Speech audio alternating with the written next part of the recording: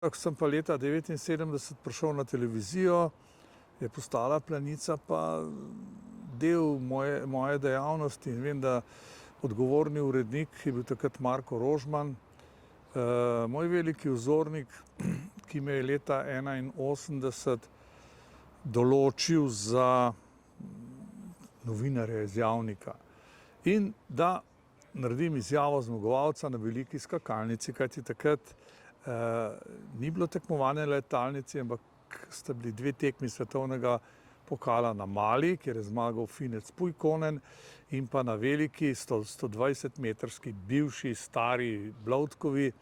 kjer je pa zmagal en Norvežan, Dag Holmen Jensen, tekmovalec, ki je samo 6-krat skakal v svetovnem pokalu in to je bila njegova prva in edina zmaga. In vem, ko so mi ga pripeljali pred mikrofon, mislim, da me ni dobro razumel. Vprašal sem ga pač po angleško, nekaj takih splošnih stvari. Na srečo je pristopil eden izmed ljudi norveške reprezentance in potem sva ta kratek intervju vendarle opravila. Dag Holmen Jensen ni potem nikoli več skakal, tako da je v bistvu ostal planiški junak kot zmagovalec v Planici, sicer pa ne bom rekel nepomemben, ja, zelo pomemben skakalec, ki se ga tudi recimo Norvežani ne spomnijo, kajti pred leti sem vprašal svojega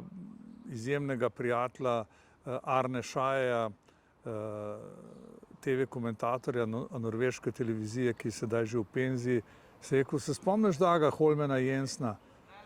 Ja, se je rekel, se spomnim zelo takole, bojda je nekaj malega skakal, samo ne bi ga prepoznal na cesti.